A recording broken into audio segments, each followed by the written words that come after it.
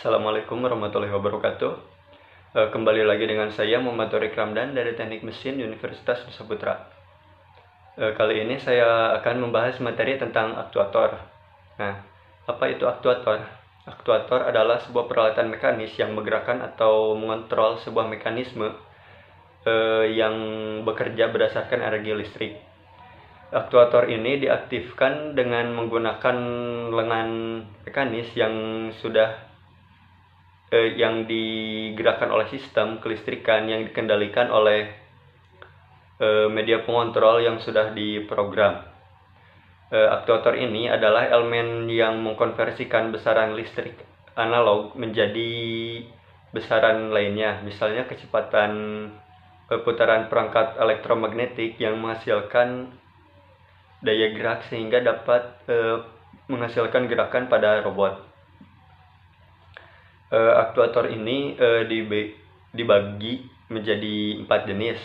Yang pertama yaitu aktuator listrik, yang kedua aktuator pneumatik, yang ketiga aktuator hidrolik, dan yang keempat aktuator mekanik.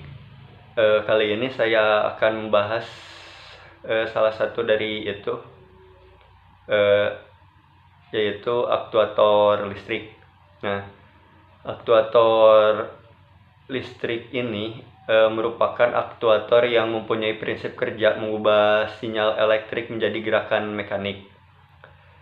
Prinsip kerja aktuator listrik ini mempunyai coil sebagai penggeraknya, di mana ketika coil ini mendapatkan suplai tegangan, maka coil tersebut akan berubah menjadi medan magnet.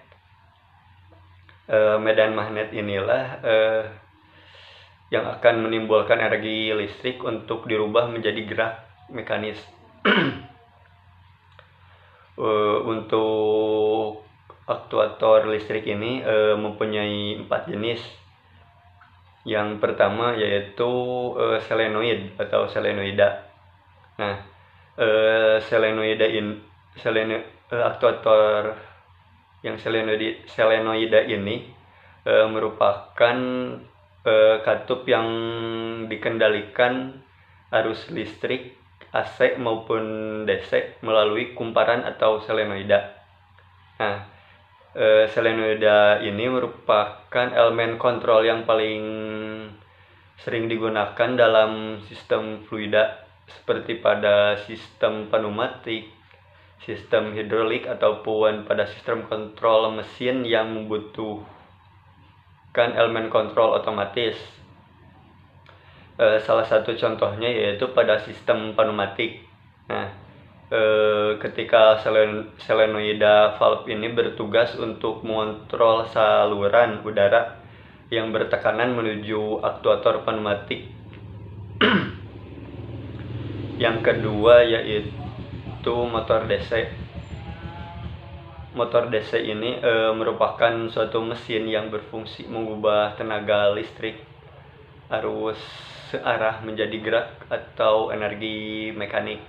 Nah, bagian utama dari motor DC ini adalah stator dan rotor, di mana kumparan medan pada motor DC disebut stator atau bagian yang tidak berputar, dan kumparan jangkar disebut rotor atau bagian yang berputar.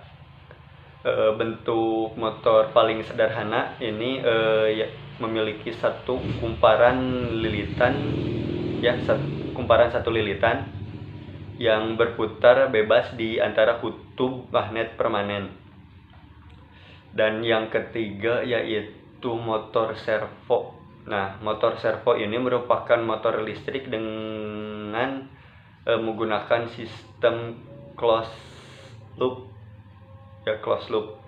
Sistem tersebut digunakan untuk mengendalikan akselerasi atau kecepatan pada sebuah motor listrik dengan keakuratan yang tinggi. Nah, motor ini akan menggerakkan roda gigi untuk memutar potensimeter dan outputan secara bersamaan. Nah, Potensimeter ini yang akan mengendalikan posisi sudut motor servo dengan pemberian sinyal dalam sistem kontrol. Jika posisinya sudah benar, potensimeter ini akan menghentikan motor servonya. Nah, namun jika posisinya ini belum benar, maka motor servonya itu akan diarahkan ke posisi yang benar. Untuk yang keempat yaitu motor induktansi. Nah, motor induktansi ini merupakan salah satu mesin asinkronus. Ya, sinkronus. Karena mesin ini beroperasi pada kecepatan di bawah sinkron. Nah, kecepatan sinkron ini sendiri ialah kecepatan rotasi medan magnet pada mesin. Motor induksi ini selalu berputar di bawah kecepatan sinkronnya, karena medan magnet yang dibangkitkan stator akan menghasilkan flux pada rotor, sehingga rotor tersebut dapat berputar. Berdasarkan suplai input yang digunakan, motor induksi dibagi menjadi dua jenis, yaitu induksi satu fasa dan induksi tiga fasa. Nah, ada dua bagian yang paling penting di dalam motor induksi satu fasa, yaitu rotor dan stator. Nah, rotor ini merupakan bagian yang berputar pada